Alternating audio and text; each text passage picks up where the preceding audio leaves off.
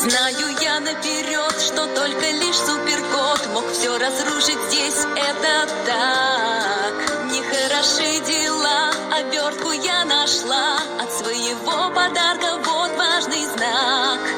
Друг любимый исчез, в мыслях темный лес, с каждым шагом мне все страшней.